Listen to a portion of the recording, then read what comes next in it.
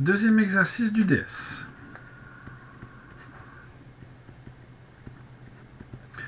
Un exercice assez classique avec une fonction et puis une intégrale à la fin. Quelque chose de assez courant, hein. Les intégrales, c'est rare que ce soit l'objet d'un exercice dans son intégralité. Ça arrive plutôt par petites touches, éventuellement pour l'étude d'une suite. Alors ici, on a un petit mélange avec fonction, suite, intégrale et même série. Mais ça commence par l'étude d'une fonction. Donc on a f qui va de R dans R, alors R plus pardon dans R, et qui a x associe x exponentielle de moins x carré. F est clairement, je vais essayer d'écrire un petit peu mieux, de classe C1 sur R plus, en tant que produit et composé de telle fonction.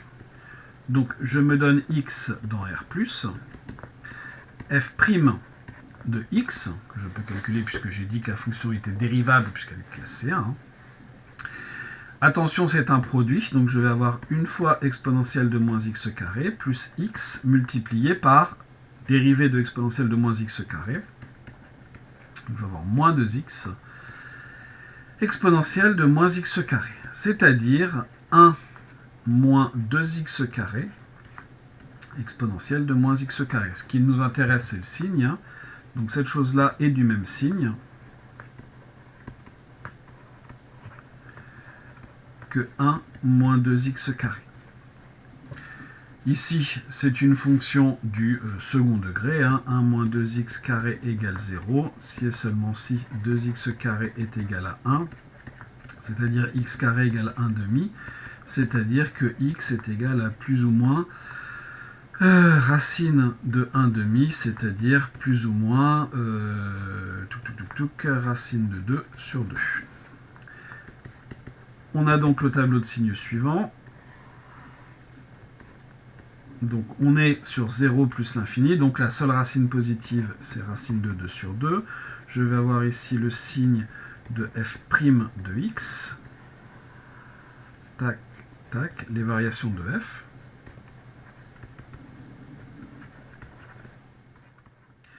Et donc, on n'oublie pas que si on étudiait le signe de ce trinôme sur R, on aurait un autre 0 ici.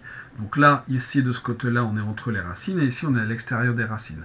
À l'extérieur des racines, c'est le même signe que A. Donc je vais avoir moins ici, plus là. Voilà mes variations. Le tableau complet, en 0, ça ne me pose aucun problème. En 0, ça vaut 0. En plus l'infini, on va pouvoir voir assez facilement que la limite va être 0. Reste à savoir ce qui se passe en racine de 2 sur 2. Donc ici, je vais avoir racine de 2 sur 2, exponentielle de moins racine de 2 sur 2 au carré, c'est-à-dire exponentielle de moins 1 demi. On peut laisser ça comme ça. En plus l'infini, la limite, ça va être 0, puisque la limite, lorsque x tend vers plus l'infini de x exponentielle de moins x carré, évidemment, c'est l'exponentielle qui va l'emporter, mais on ne peut pas dire ça comme ça dans une copie. C'est des croissances comparées, mais on va faire ça un petit peu plus proprement. C'est donc la limite quand x tend vers plus l'infini comment est-ce qu'on peut faire ça proprement, de x divisé par exponentielle de x au carré, c'est-à-dire la limite lorsque x tend vers plus l'infini.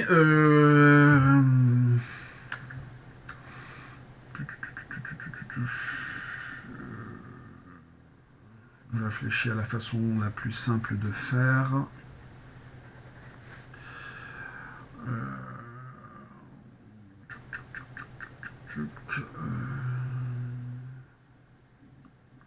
Du x carré à la puissance 1 demi, en fait. Exponentielle. Ouais, on aurait pu laisser ça comme ça. C'est donc la limite lorsque x tend vers plus l'infini de x carré à la puissance 1 demi exponentielle de moins x carré, c'est-à-dire la limite quand grand x tend vers plus l'infini de grand X à la puissance 1/2 exponentielle de moins grand X en ayant posé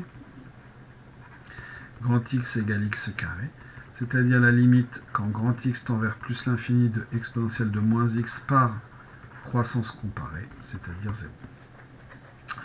Voilà pour la première question. On a le tableau complet sur son ensemble de définitions. Deuxième question, soit A appartenant à R plus étoile, exprimé en fonction de A à l'aide d'une intégrale, l'aire du domaine limité par la courbe C, donc qui est la courbe de la fonction f, l'axe des abscisses, l'axe des ordonnées, la droite d'équation x égale A. Bref, on ne sait pas trop à quoi ressemble cette aire, mais ce que l'on a vu au-dessus, quand même, c'est important parce qu'on a vu du coup que la fonction allait faire quelque chose comme ça.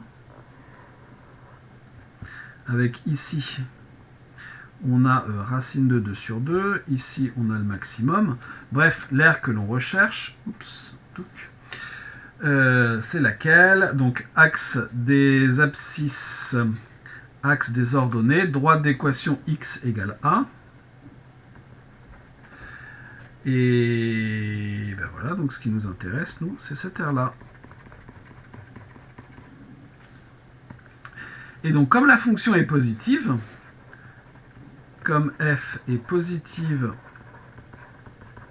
sur l'intervalle qui nous intéresse, c'est-à-dire R+, alors c'est R+, non c'est R+, eh bien, l'aire qu'on nous demande de chercher, c'est l'intégrale de 0 à A, c'est bien ça, de f de t dt, c'est-à-dire de x exponentielle de moins x carré. J'ai dit de f de t dt, mais c'est de f de x dx. Si jamais la fonction avait été négative, l'aire aurait été l'opposé. Ça, c'est la question de A, pardon. Question de B.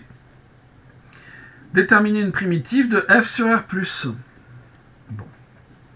Eh bien, si je me donne x appartenant à R+, j'ai f de x qui vaut x exponentielle de moins x carré. C'est presque de la forme u' exponentielle u. Pour ça, il faudrait que j'ai moins 2x exponentielle de moins x carré. Donc, pour compenser, je vais multiplier par moins 1/2. Et donc ça, c'est exactement u' exponentielle de u.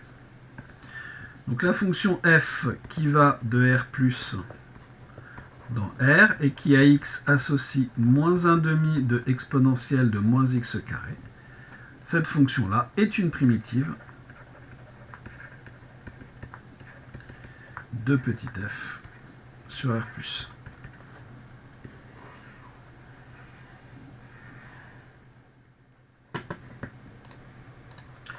Question suivante, en déduire l'aire en fonction de A, donc A de A, c'est l'intégrale entre 0 et A de f de x dx, c'est-à-dire une primitive n'importe laquelle, celle que j'ai trouvée, donc moins 1/2 de exponentielle de moins x carré, que j'évalue entre 0 et A, c'est-à-dire moins 1/2 de exponentielle de moins a carré, moins donc plus 1/2 de exponentielle de 0, donc de 1, c'est-à-dire 1/2 moins 1/2 exponentielle de moins a carré.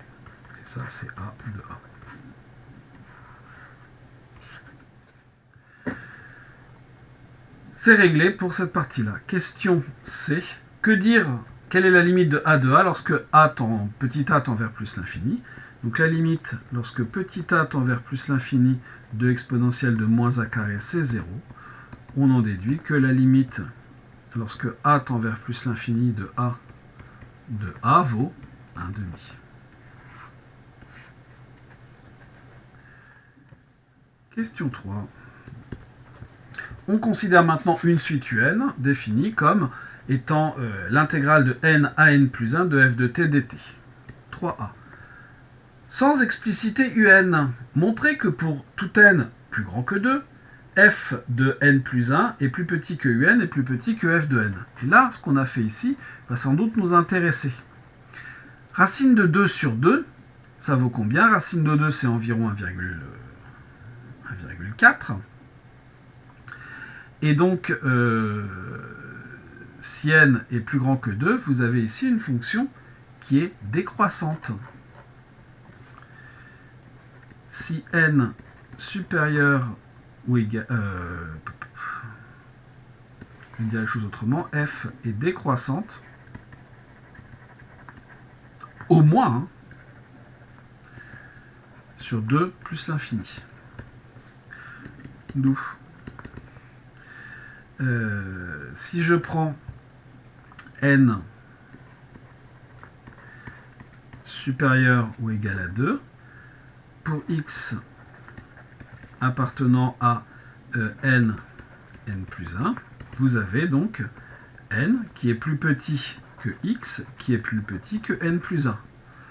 Et donc, comme f est décroissante, vous allez avoir f de n qui va être plus grand que f de x, qui va être plus grand que f de n plus 1, par décroissance de f. Sur 2 plus l'infini, donc sur n plus 1.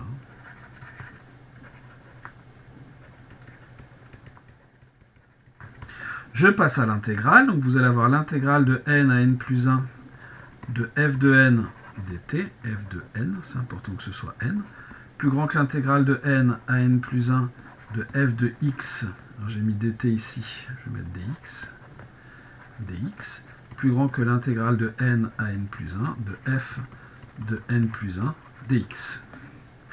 Or, f de n est une constante, donc ça va être f de n, intégrale de n à n plus 1 de 1 dx, plus grand que, cette chose-là c'est un, plus grand que, même chose, hein, f de n plus 1 c'est une constante puisque ça ne dépend pas de x, intégrale de n à n plus 1 de 1 dx.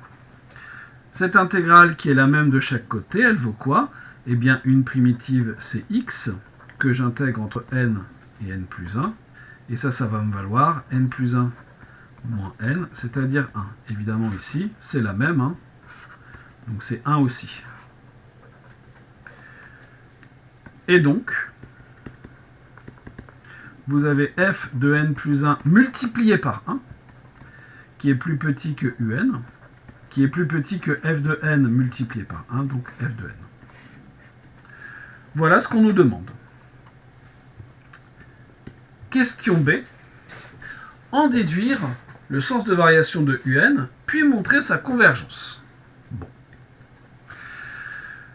Il va falloir pour ça que j'étudie un plus 1 moins un. Soit n appartenant à n supérieur ou égal à 2. un plus 1 moins un, c'est quoi? Il va falloir que je l'encadre, évidemment, puisque on m'a proposé un encadrement juste au-dessus. Donc je sais que je vais avoir f de n plus 2, qui va être plus petit que un plus 1, qui va être plus petit que f de un. Qui va être plus petit, non pas que f de un, mais que f de n plus 1. Je transpose tout, un rang plus long. Vous avez que f de n plus 1 est inférieur ou égal à un, et plus petit que f de n. Mais moi, ce qui m'intéresse, c'est d'étudier le signe de un plus 1 moins un. Donc, vous avez donc f moins f de n, qui va être plus petit que moins un, qui va être plus petit que moins f de n plus 1, en multipliant par moins 1.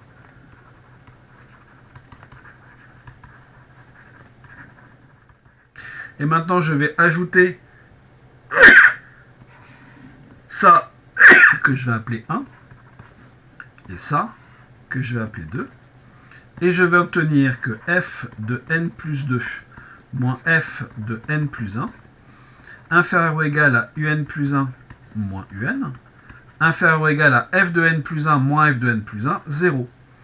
En sommant, en ajoutant les deux inégalités 1 et 2. Ce qui m'intéresse là-dedans, hein, essentiellement, c'est cette partie-là. Donc j'en conclus que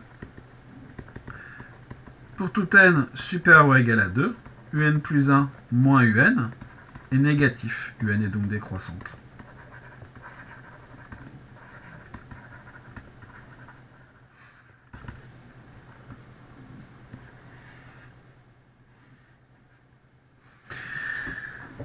Puis montrer sa convergence. Bon. Qu'est-ce que l'on peut dire là-dedans?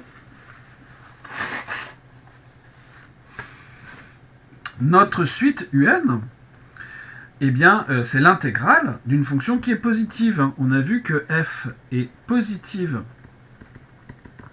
sur R+, Donc, sur l'intervalle n, n plus 1, peu importe la valeur de n. Pour tout n appartenant à n, même n plus grand que 2. Qu'est-ce que l'on peut donc dire par positivité de l'intégrale?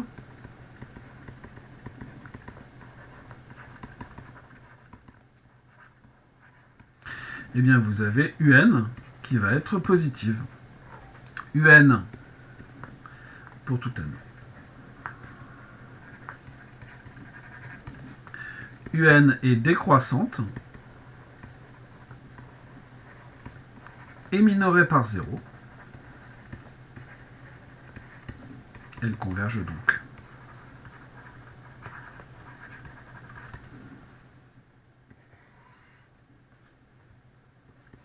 Quelle est sa limite? Eh bien, la limite, quand n tend vers plus l'infini de f de n plus 1, ça sera la même limite que celle quand n tend vers plus l'infini de f de n. Elle vaut 0. On l'a montré à la première question. CF question 1. D'après le théorème des gendarmes,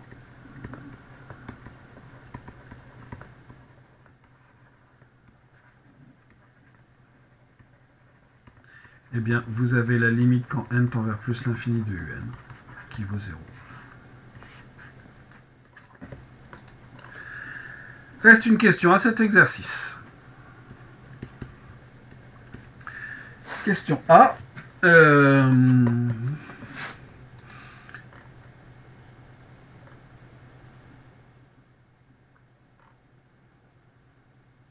Truc qui m'embête. Je me rends compte qu'il y a une notation qui n'a pas été définie là-dedans. Montrer que pour tout n, grand F de n est égal à quelque chose.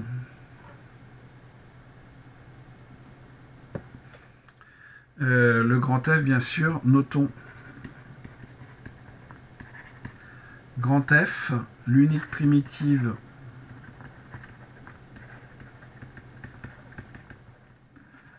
de petit f s'annulant en 0.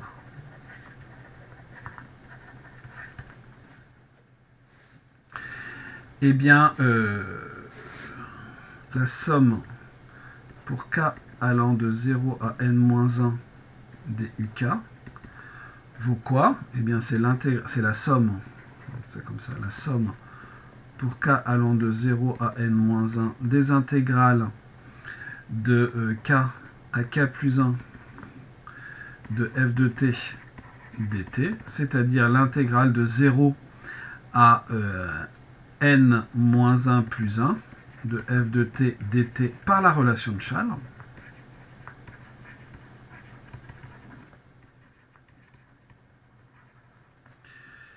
C'est-à-dire l'intégrale de 0 à n de f de t dt. Et cette chose, d'après le cours, est l'unique primitive. Alors, l'unique primitive, on va noter ça comme ça. Or, la fonction qui à x associe l'intégrale de 0 à x de f de t dt est l'unique primitive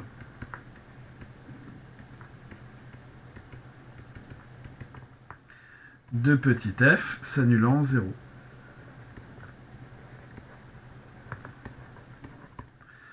Et donc on a bien ce qu'on veut, puisque c'est bien l'unique primitive, d'où f de n est égal à la somme pour k allant de 0 à n-1 des uk.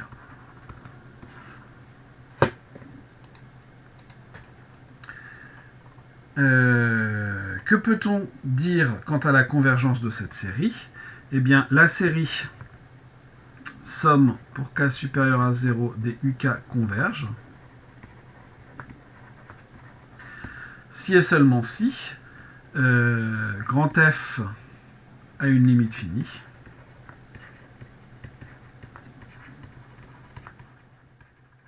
En plus l'infini. Alors, en fait, c'est la suite des grands F de n à une limite finie en plus l'infini. Or, grand F, c'est la fonction qui à x associe. On l'a déterminé à la 2b.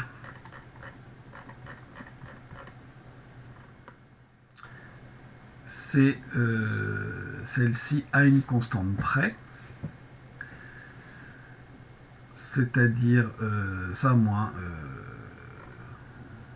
en fait c'est l'air, hein, c'est le A de A, j'aurais dû l'appeler grand A plutôt que grand F, c'est cette chose-là, c'est 1 demi moins 1 demi de exponentielle de moins x carré. 1 demi moins 1 demi de exponentielle de moins x carré, qui tend vers 1 demi lorsque x tend vers plus l'infini. Donc finalement, la série converge. Donc la somme des UK converge. Et la somme de la série, donc la somme pour k allant de 0 à plus l'infini des UK, vaut 1 demi, puisque c'est la limite que l'on avait trouvée à la question 2C.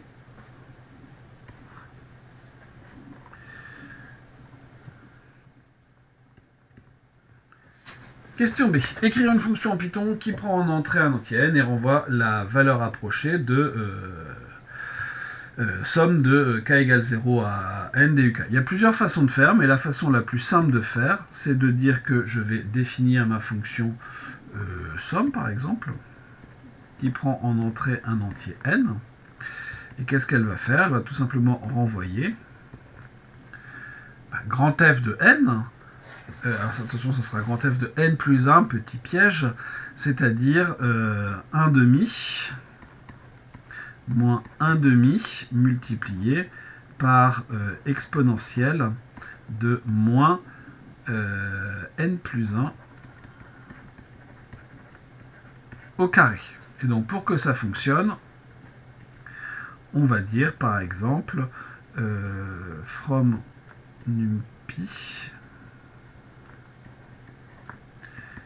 import étoile, et donc ça m'apportera l'exponentielle. À la place de numpy, vous pouvez mettre math, ça marche aussi. Voilà. Donc là, en fait, on réutilise, on aurait pu faire calculer une somme, hein, mais on a vu que la somme, on peut l'exprimer comme f de n, et ça ne nous pose aucun problème. Question C. Écrire une fonction qui prend en entrée et renvoie la liste des valeurs approchées de la somme pour n allant de 0 à n. Donc, évidemment, il est possible d'utiliser la question précédente. Alors, je ne vais pas faire comme ça, mais on va, quoique, bon, si on peut réutiliser la fonction précédente, liste, par exemple, de n, et il y a plusieurs façons de faire, hein. Moi, je vais faire une liste dite en compréhension pour faire une boucle, hein, mais qu'est-ce que je vais faire? Je vais faire somme de m for m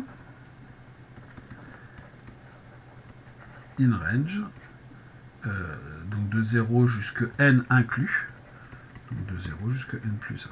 Voilà une possibilité pour cette fonction en Python. Je dis bien une possibilité. Il y a d'autres façons de faire. Hein. Plutôt que de faire une liste de cette façon dite en compréhension, on aurait tout à fait pu faire une boucle. Ça marche aussi. Voilà pour cet exercice.